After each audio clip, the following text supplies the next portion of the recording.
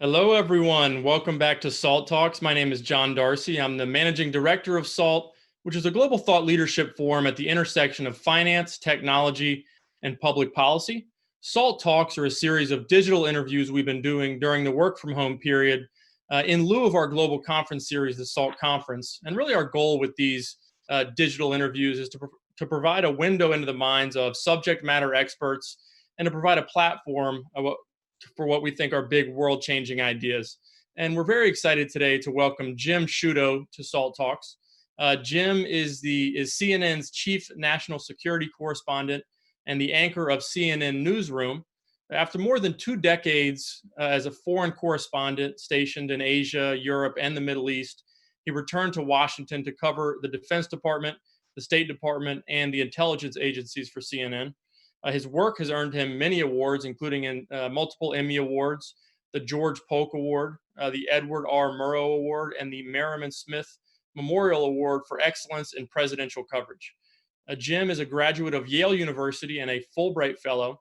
Today, he lives in Washington, D.C., with his wife and better half, Gloria Riviera, who is a crisis communications professional and journalist for ABC News, as well as their 3 children. And conducting today's interview will be Anthony Scaramucci, the founder and managing partner of Skybridge Capital, a global alternative investment firm. Anthony is also the chairman of SALT. And with that, I'll turn it over to Anthony for the interview. Oh, Jim, thanks for coming on. I was going to hold up the book here. I thought it was a fascinating book. And when I finished reading it, and I think we just talked about this before we went live, I would say that this is the best book and the most objective book on the last 3.5 years related to the president's foreign policy. So whether you like the president or dislike the president, if you pick up this book, it's a seminal study in what is going on and what he is thinking. But before we get to him and your book, I want you to tell us a little bit more about your background, because it's fun to read people's Wikipedia, but it's way better to hear something. Tell us something about your background that we wouldn't learn from Wikipedia, Jim. Well, first of all, thank you, Anthony, for inviting me. It really is a privilege. Thank you, John, for the nice introduction. Thanks to all of you for taking the time. I'm always grateful when people take time to hear the story, hear the story of the book and how I came to write it. Okay, a little bit about me. I'm a New Yorker. Probably my biggest claim to fame is going to the same high school as Dr. Anthony Fauci. What could be better? An all-boys Catholic school in Manhattan. I went to college. I studied China because it was just interesting to me, and it was something different. And the only thing I knew I wanted to do after college was to go overseas and travel and learn and study and work. And I did that. And I spent my first 10 years as a reporter pretty much in China. And then after 9/11, switched gears and spent a good chunk of my life covering the Middle East and Iraq and Afghanistan and all the conflicts around that. And it's been sort of, as I like to say to folks, it's a paid traveling education about the world. And I've enjoyed that as a career. What I've tried to do in this book and others is sort of connect the dots for people where I can on some of these big picture issues. Like you said, I mean, my goal on this, and by the way, for this book, I only spoke to people who worked for Donald Trump, current and former. My goal here was to take a look without prejudice at what he changed and where we are 4 years after he came in. So I want to talk about the title. You named it the Madman Theory. It's interesting because we go back to Richard Nixon's assessment of Nikita Khrushchev. He told his staff that he thought Khrushchev was brilliant in making people think he was, quote unquote, a madman, a result of which it made the rest of the world cautious. Of course, Richard Nixon had less success convincing people he was a madman as it related to the North Vietnam situation. But here we are with the president. Why did you name it the Madman Theory? Some of it's about the president, frankly. Some of it is not. So why did you come up with that title? So it started a bit with something that the president and his supporters have said about him from the beginning, right? This is someone who is going to shake it up. And the nature of the way he did business and the way he would do government is by keeping everybody off balance, right? You know, some of this is in the art of the deal. I'll be unpredictable. I'll surprise. I will disrupt, and then bring that all together by the seat of my pants, and we'll get to a better result. Now, as I heard that, and then saw it play out as a reporter with him in charge, it seemed familiar to me because, as you said, Richard Nixon tried to harness this same dynamic, and he owned it. He called it the Madman Theory. He had Henry Kissinger communicate in no uncertain terms to the North Vietnamese in the worst part of that war that he was just crazy enough to nuke them. There are White House conversations on tape where he even dictates the language to use. Kissinger communicated that to the North Vietnamese. Didn't work, as you know. Those negotiations got no better, and the war did not end well for Nixon or for the U.S. So 50 years later, Trump comes into office. He's got his own brand of Madman Theory, but it's different, right? One, in that he uses it not only against adversaries, but also against allies, keeping NATO allies, Canada, Mexico, on edge, off balance, arguably as much as China, Russia, Iran, etc. But even, and this is the more disturbing dynamic of it, his own advisors and senior officials. I chronicle a whole host of situations during his presidency when he caught the entire national security community off guard. His 2 withdrawals from Syria, for instance, where the decision-making, the policy-making rather follows the decision. It's not preamble to it. He comes up with something and then they got to figure out how to deal with it. So Trump's Madman Theory is definitely unique to him. And you do point that out in the book, that there was a 10-month lapse between him trying to make that decision and the actual execution of that decision, because many people frankly disagreed with him on that decision, including Secretary Mattis, who more or less said he resigned over that policy decision. I want to go back a step, though. I want to take you right back to you finished the book, you've done all this research, the book closes, and someone comes to you and says, okay, so give me Trump's foreign policy, give me his strategic worldview. What is it, Jim? I asked everyone I interviewed for the book that very question. Crystallize it for me, put it on a bumper sticker or a campaign slogan. And the common refrain is transactional. The Trump's view of the world with, again, adversaries and allies is, what are you doing for me? What are you doing for us? Do I perceive that to be equal and balanced, right? Now, that can serve your interest, right? Because you can arguably find a way to make a deal, for instance, with China. Someone who is competing with you and wants to unseat you as the world power. And you saw some of that, slices of it in the phase 1 trade deal, although even, and I tell this story too, his own advisors involved in that considered that a capitulation. The trouble is with allies as well, he has a very similar view of it. And we've seen this play out with trade disputes with Canada, for instance, reignited just last week, or dealings with NATO allies over the budget, or right now with South Korea over quintupling how much South Korea pays to support the deployment of US troops there. The trouble with that transactional worldview, and again, don't listen to me, listen to the folks who worked with him at the highest levels, is that it's so narrow-minded that you miss all the other things that go into that relationship, right? I mean, H.R. McMaster talks in the book about how much trouble he had convincing the president that alliances have ancillary benefits, right? That can't be boiled down to a bottom line. Things like intelligence sharing or backing you when you go to war, say post 9/11 when NATO invoked the Article 3 mutual defense. Beyond that, shared values, goals, support for rule of law, etc.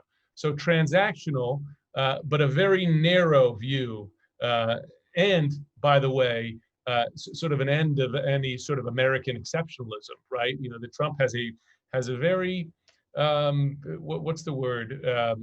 Sterile view of America's position in the world. I don't want to give the whole book away, but you do point that out in his conversations with Putin and the realization in his mind that America doesn't need to be quote unquote exceptional or do exceptional things for the world. It can just be another player on the world stage. So I want to thread this question and get your reaction to it. If you go back to Dean Atkinson and the book President at the Creation, and the understanding of the infrastructure that was put in place after World War II, and you tie it to Brent Scowcroft, the legendary national security advisor that just passed this past week, there was a continuous thread, whether you were a Democrat or a Republican. There was an idea until the Berlin Wall fell down of a policy of containment. There was an idea that we were going to be constructively engaged around the world, helping our allies, and we were going to disavow our enemies, but we were going to do it in a way that hopefully didn't lead to conflict. We would use soft power, some hard power, but you got the point. That continuum from 1947 to, let's say, 2017, January, ended. It seems like the cord got cut on that. And we're into something new now, which you reference in the book. Are we permanently into something new now? Are we going back to something old? Or do we now have to re-engineer everything, Jim? It's an open question. I think, of course, the most immediate question is, does it last another 4 years or just another 3 months, right? I mean, that's an open question. Well, you tell me, does it last another 4 years or does it end in another 3 months? I know no better than probably anybody else on this call. I mean, we look at the polls, but listen, a lot can change in a short period of time. I mean, the thing is, and this is again, a point repeated by many of the folks I spoke to, confidence is easily lost, far more difficult to gain, right? Confidence in an alliance. How, for instance, the NATO alliance, how quickly can you turn that around? And by the way, folks I spoke to for the book share John Bolton's concern that in a second term, steps like leaving the NATO alliance are possible, or reducing or eliminating US troops on the Korean Peninsula, or removing all troops from Afghanistan, right? These things that we sort of... Or repositioning the Seventh Fleet in the Pacific. You got all of those different things. No question. And a lot of things that happen in half measures in the first term you might go whole hog in the second term, and therefore the results of those things become far more lasting. I'll tell you one thing that, the alliances are, they're about how you feel about them in a way, right? Beyond what's on the paper. Do you believe them? Do your fellow allies believe in them? And more importantly, do your adversaries believe in them? So when you look at like a NATO alliance, yes, we're still in, but Russia senses the fissures, right? And they listen when the president questions, for instance, the obligation to abide by the mutual defense, clauses of that. Once those questions are raised, how quickly can you tamp those down? That's an open question. It's an open question for this country, regardless of who's in the White House on January of 2021. And there's genuine concern of folks, who worked at the highest levels for this president about how lasting those changes are. Okay, so let's switch to China for a second. You studied Chinese history. You were based in Hong Kong, as you referenced. One of my friends who's in the foreign policy establishment said that the decision to go after China as aggressively as the president is, I want your reaction to this, is tantamount to the decision of Germany attacking Russia in 1941. It'll have the same sort of consequences. And I want to give you a specific example. Let's go to WeChat. We're going to ban WeChat. There will be retaliatory measures on Apple Computer and other great companies, multinational companies in China. So what's your reaction to that statement about how the president's handling China? Again, I don't want to give the book away. But then secondarily, you see that potential retaliatory situation that could set itself up, which will lead to further bellicosity and more conflict. What's your reaction to all that? So where we are right now with China is a very dangerous moment. And before I go further on that, just for the sake of the folks listening here, I spent a good 20 years covering or working in China. And I spent a couple years in government there as chief of staff to the ambassador. I have watched, up close Chinese malign activities, right, against their own people. I've spoken to dissidents who were tortured, but also I've spoken to companies, and maybe some of you are on the call here right now, who've had your IP flat out stolen. I've spoken to folks in the Pentagon who've watched US national security secrets go out the door to China. So I have a real granular experience of China's bad behavior here. And by the way, in the book, I make the case for pushing back hard against China, right? And, giving credit where the credit is due to this president. and just my own experience of watching the U.S. be so deferential to China through the years for no good reason. So just so you know where I'm coming from in terms of personal experience here. So Trump comes in and says, I'm not gonna stand for that anymore, and we've seen that, and we've seen some benefit from that. Where we are this year is different, though, because he is clearly ratcheting up the tension. The statements from Pompeo, et cetera, the real moves, and ones that really hit China in the gut, right? On some of its, most valued national industries here, Huawei, TikTok, et cetera.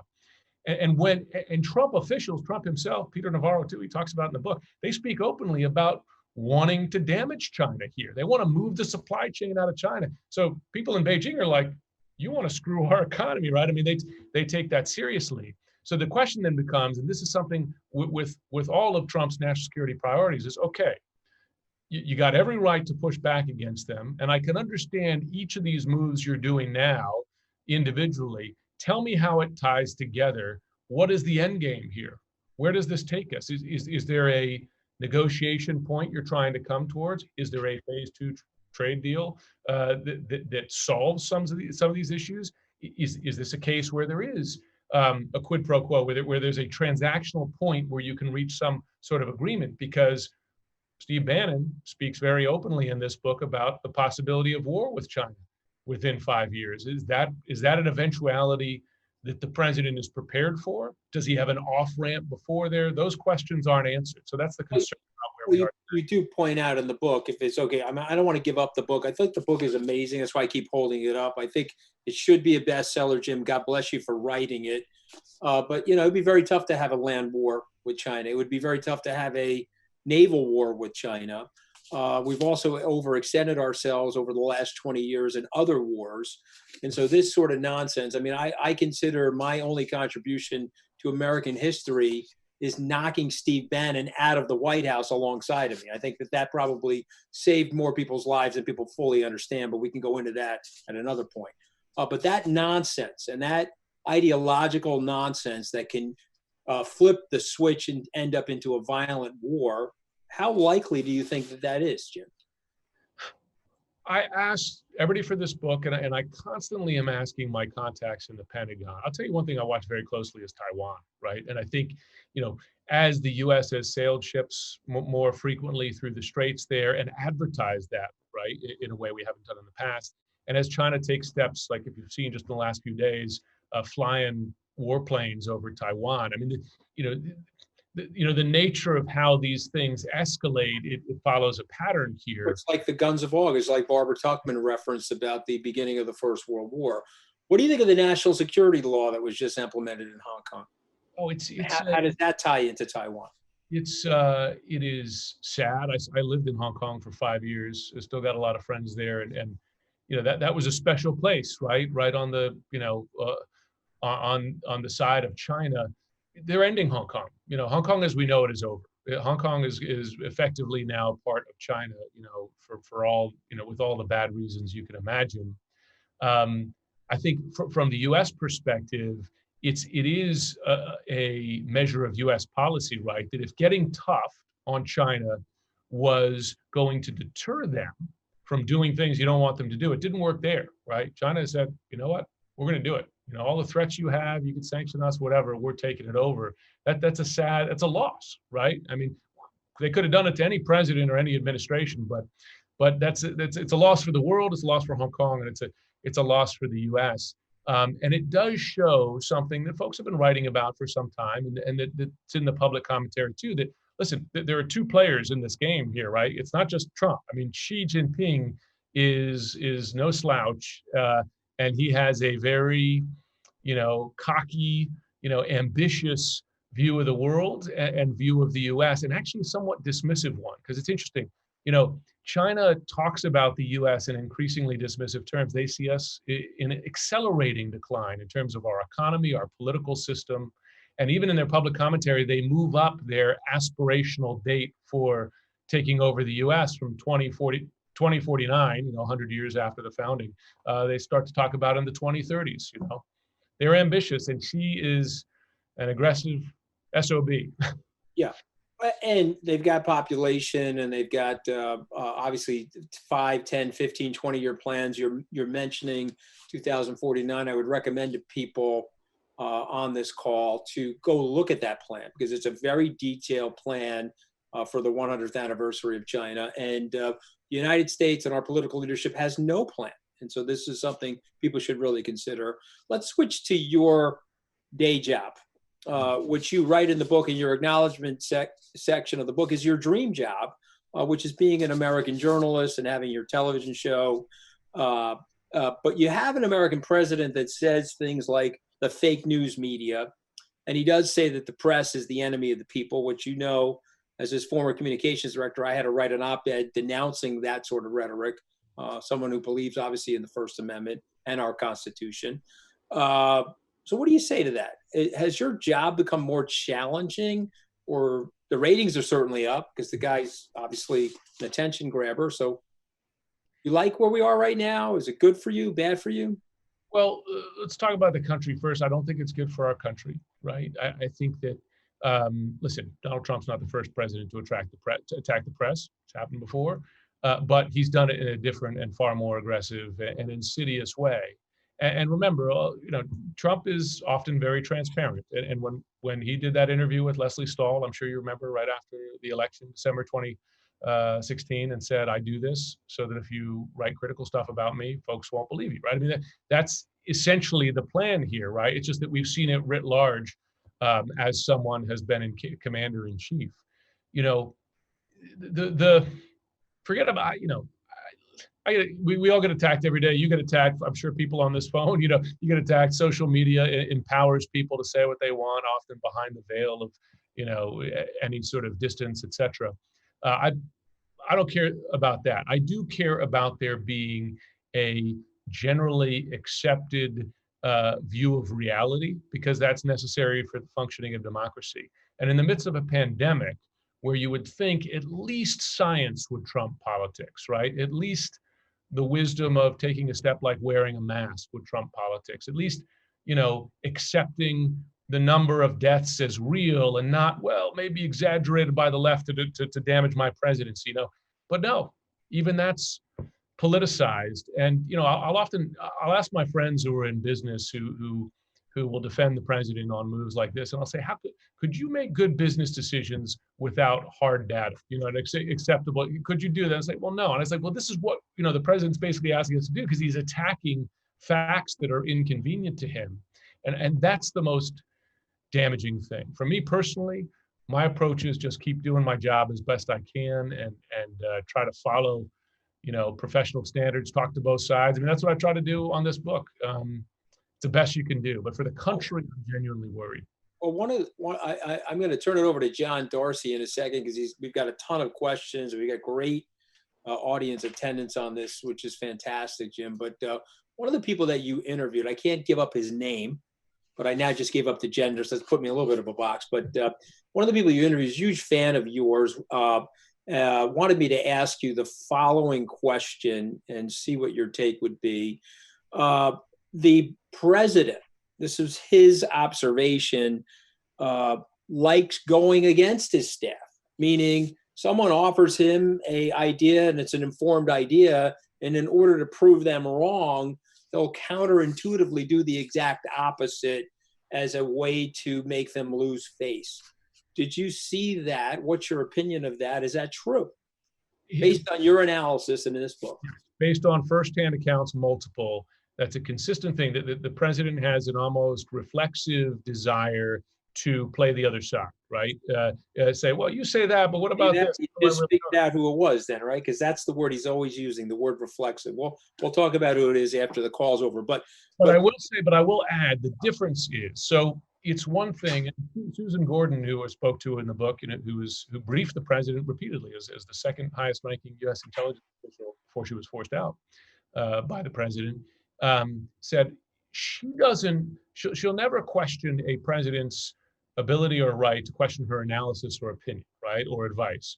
But she said that the worrisome part becomes where he questions things we know, We know, not sort of questionable intelligence, but we know. Here are the pictures of these bad guys doing bad things, right? Or we know this where when the president, either because he refuses to see it, or it doesn't fit his worldview, or doesn't fit his current position, when he denies a clear reality, that's the most worrisome thing, and we've seen it, right? I mean, U.S. intel reports that North Korea is expanding its nuclear program, not shrinking it, right? Just as one example, or Russian interference in the election. When you know, and it still won't move them, that's what really worries them. So I have to follow up, John, then I'll turn it over to you, because another person that you interviewed for this book came to see me and said that the president's worldview is, because he's not intellectually defining it, but when it comes through his telescope into his sniper range, he starts firing at it, is he really wants to bring the United States back to the 1890s. He wants to wall off the United States literally and figuratively from the rest of the world. And he wants to produce everything in the United States. So if this plastic cup is a half a cent in China, $24 in the US, doesn't matter. You'd like to produce it here in the US, disengage the United States from the rest of the world, and turn it back to the prior to World War I. And every time it comes into his wheelhouse, from your transactional description, he starts firing at that. Do you believe that that's the case? He does have a mercantilist view of the world, right? I mean, it's old school, both in terms of trade, make it all here, damn the rest of the world, but also, of course, national security, right? You think that's the right thing for the U.S.? I've got to add, I know you're a journalist, you want to be objective, but give me an editorial comment here. Is that the right thing for the U.S. at this moment in world history and U.S. history? Well, two answers to that, personally. One, it doesn't fit the reality of today's world. It's far too interconnected, right? But we're not sailing around on wooden ships anymore, right? I mean, you can't, heck of a lot harder to do what he's talking about. But also, I don't personally believe, based on my own experience, that serves our interests best. I think that the U.S. has benefited, just speaking from our own, view of the world, but we benefited a lot from an interconnected world, a world where there's not war in Europe, right? And that allows for a healthy partner there and a healthy customer too, where the trade routes are open in Asia, where rule of law matters, where there's more, not less democracy, because it's a fact, democracies are less likely to go to war with each other. So it'd be nice to stick our heads in the sand, I guess. I find that a much more boring world, but it doesn't, in my view, serve our interests. All right, John, I'm going to turn it over to you. Jim, look out. He's going to ask mean, tough, intimidating questions, okay? I'm ready. A harder interviewer than me, James. All right. Well, we've covered your most recent book. I want to rewind a little bit to your first two books for a couple of questions. So the second book you wrote was called The Shadow War. It talks about primarily how Russia and China are waging a war that the average American might not realize is being waged, but the United States might be losing. The intelligence community concluded that Russia interfered in the 2016 election to elect Trump, and the intelligence community is saying again that Russia and others, including the Chinese, are interfering in U.S. politics again. What does that interference look like based on your sourcing? What are we doing to stop it? And what scares you most about the precedent being set by the level of foreign interference in recent elections? The where we are today after 2016 is just jaw-dropping, right? I mean, in 2016, and this is not, an issue of politics, except frankly for the president, because there was bipartisan agreement, Russia interfered to help Trump. And you saw it in the record. You saw it in the theft of DNC emails and the drip-by-drip, exposure of them. You saw them in the theft of John Podesta's emails and the convenient release of those emails 22 minutes after the Access Hollywood tape dropped. I mean, this was interference with intent. And yes, Russia and other countries had interfered in elections before, but the degree, the brashness, the aggressiveness was different.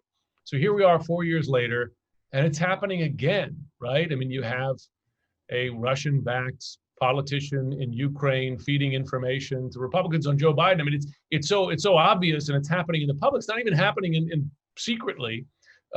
What's different is, one, you have Americans participating in it, right? I don't know. Listen, you can make the argument that it's worth investigating everybody, but you got to know your source, right? And if it's coming from Russia, and if your intel agencies are assessing that they're interfering again and want to advantage the president, it seems to me you should take that information with a grain of salt. But in addition to that, we have the president who just has repeatedly refused to say, no, don't do it. Now the concern is, does Russia, and for that matter, China, North Korea, Iran, who are also messing around, do they take a step they did not take in 2016, which is to mess with actual voting systems, vote counting, registration? Because the concern expressed to me for the shadow war about 2016, which didn't happen, but they were concerned about it, is that the probing attacks that they've done, sort of sneaking their way into these systems, that they activate that stuff. And think of this, on election day, you would not need to blow up voter registration databases in 5,000 voting districts. You could do it in 3 in Florida, or 1. I don't know, just imagine the upset and the questions and the fear that would cause. That's, they're already interfering in the informational side of this election. Do they go into the systems? It's an open question. And let's be frank, they haven't been warned off it, not by this president. So how do they read that signal? Do they say, can we get away with this? You can imagine them saying that. Right. If Biden were to win and you did see that level of interference and he overcame it to win the election, what type of response do you think you'd see from a future administration regarding, election interference? Well, I don't know. I mean, I think here's the thing. It wouldn't take much, right? I mean, the response that you need is not rocket science. It's a definitive statement that we won't stand. Now, again, credit where credit is due. I do it in this latest book, The Madman Theory, in terms of Trump standing up to China. And I did it in the shadow war, talking about the Trump administration has enabled Cyber Command to be more aggressive in terms of responding to cyber attacks than the Obama administration did. Some of this is, a lot of this is classified, but some of it's sort of snuck its way out, implanting US weapons, tools, whatever you want to call them, in their crucial systems, kind of letting them know about it, so that if they go too far here, we can say, hey, we could turn our weapon on too. So the US has taken a more aggressive posture. The thing is, the president has not indicated in his public comments that interference in the election is a red line for him, right? He hasn't made that clear. And a lot of this is about messages delivered. So you talk about how Trump's general foreign policy actions are defined by a transactional approach to foreign policy. So you talk about a couple of the big headlines that have generated a lot of controversy regarding Trump's foreign policy. One, intelligence has reported that Russia put bounties on the heads of U.S. troops, which in some cases they believe might have led to some deaths of U.S. troops. He pulled U.S. troops out of northern Syria and basically left the Kurds for dead, allowing Erdogan to come in and have his way in that part of the world. What do you think the transaction is that's taking place? Is it something extremely cynical, like blackmail or financial inducement, or do you think it's a part of that reflexive contrarianism that Trump, likes to engage in with his staff? I think it's different. I asked everybody for this book, how can you explain the president's deference to Vladimir Putin? And their most consistent answer is this one, that the president admires him. He's got an admiration for Vladimir Putin for his power. And some of this, again, is in his public comments, right? He's a strong leader. You remember him saying that a couple of years ago. His power, the power he has. Can I interrupt you for a second, though? Because some journalists have suggested something more nefarious than that. Do you think that there is anything nefarious, or you just think it's that he admires his power? You've done the homework. Well, here's the thing. And again, I asked everybody about that, everybody I interviewed for this book, and I delve into that question in this book. Without proof, I don't think without proof that there's a compromise or something, I don't think it's a substantive conversation. Did you read Bolton's book, though? Chapter 8 was like the orange jumpsuit chapter. You know what I mean? Yeah. It was like ridiculous. So you don't think that's true? The melding of the idea that the president has business interests in Russia, I think is but again, a lot of that's in the public record, so that's very believable. The idea that he has debts to Russian investors is also credible. I don't have proof of that. And the people that I spoke to for this book don't have proof of that. They have their suspicions. But I didn't want this book to be about printing suspicions. I wanted it to be about things that people had personal experience of. So the consistent thing, and this could live right alongside what Bolton has alleged and others have alleged, but the most consistent thing they had personal experience of and witnessed was that the president expresses and shows admiration for Vladimir Putin, for his power, but also that he shares Putin's nihilistic worldview, that it is a zero-sum game, that no one's really better than anybody else on the world stage.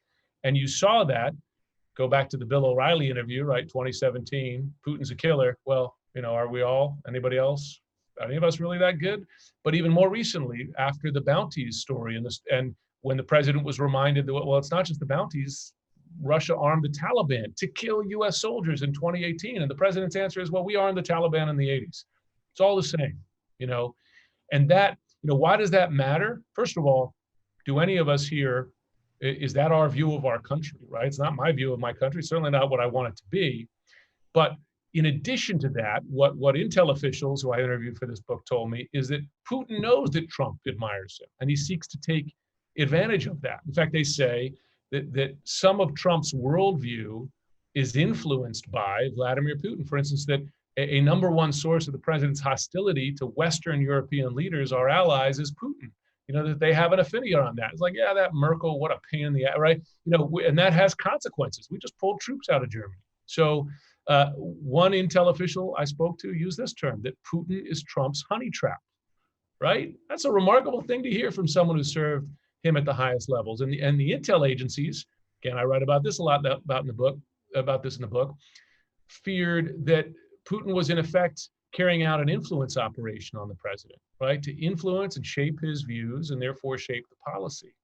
And if you look at the public, so even if you don't have AP tape or, a giant Russian debt load, that enough is a fairly disturbing thing to hear about your president. And the proof is in the pudding. It's in a lot of the decisions and moves the president has made and hasn't made. So going back even further to your first book, which was published in 2008, it's called Against Us. It covers sort of the forces behind Islamic radicalization. And you argue, sort of as the crux of the book, about the need to rebuild more constructive relations with the Arab world. 12 years on from that book, has anything changed? Have conditions improved? And are we any closer to solving the quagmire that is the Middle East? It's interesting, I wrote that book. One of the theses was about the appeal of Islamic extremism in the Western world among Muslims in the West. It came out in 2008, and I kind of, then you saw what happened. I'm not sort of claiming credit for it, right? But we saw that bear out with ISIS. These homegrown terrorists and all that, lone wolves, et cetera. The appeal of ISIS. All these folks who went to Syria from Europe, et cetera.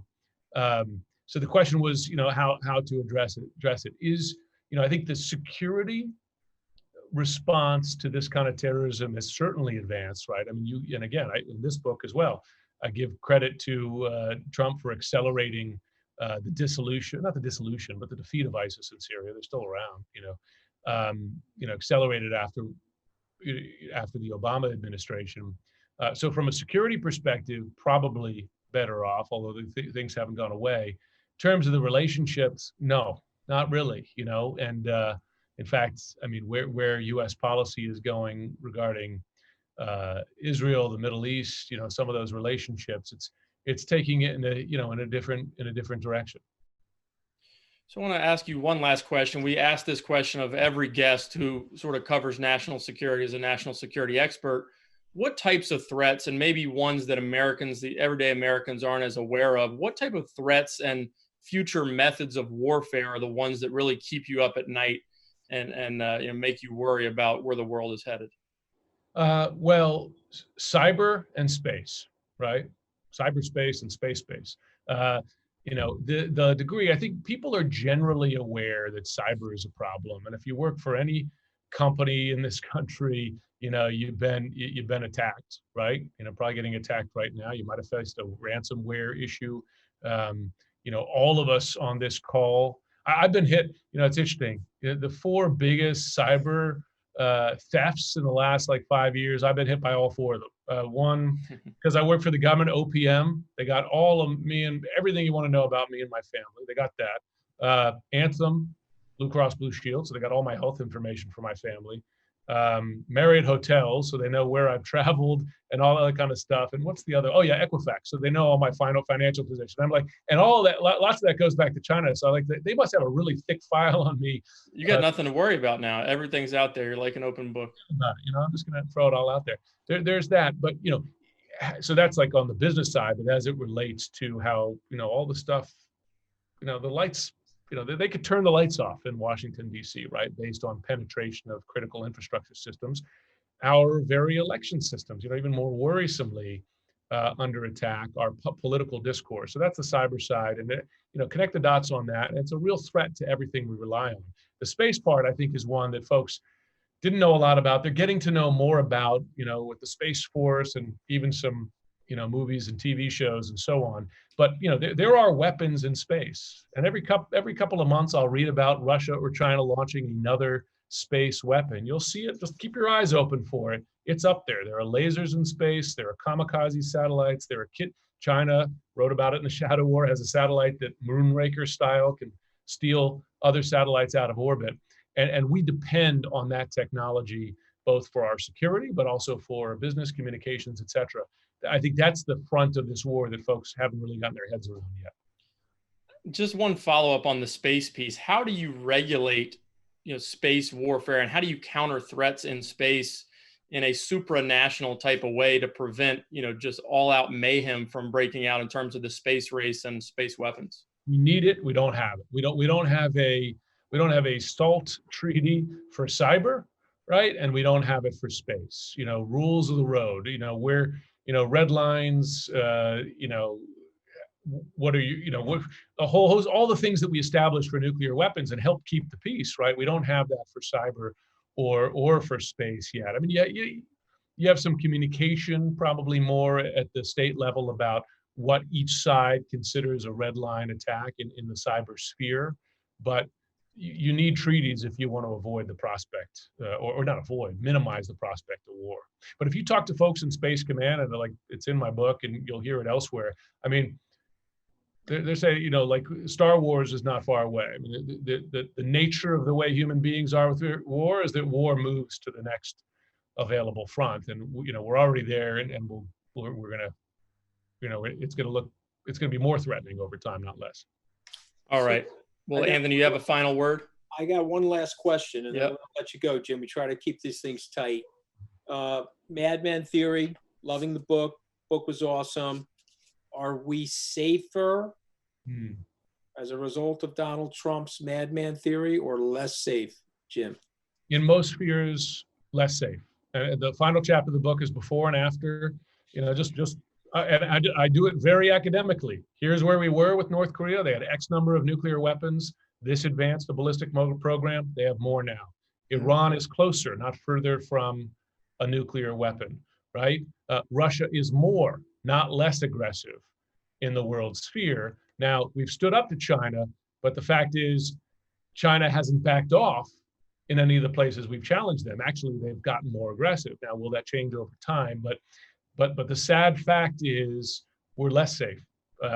If you don't believe me, just do me a favor, read that chapter, folks, and tell me if you disagree, and I will accept all criticism. I wanted to ask you that because you end the book with it, but the last thing I will say, it's a phenomenal book, but it's also a cautionary tale on going against the grain of discernible thought and opinion that's been bipartisan and established for 80 years. Maybe the establishment wasn't really that wrong after all. Who knows? We'll have to see what happens here, Jim, come November. But I want to thank you for writing the book. I want to thank you for being on Salt Talks. John Darcy downgraded his room. He had like George Washington pictures and all kinds of stuff like that. So you and I could stay competitive with him. So, but we'll let you go, and hopefully we can get you back before the election, if you don't mind.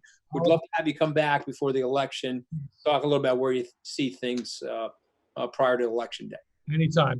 Deep gratitude to you, to John, and everybody who took the time here. You do me a great honor if you had a look at the book, and I wish you all the best as we get through all this.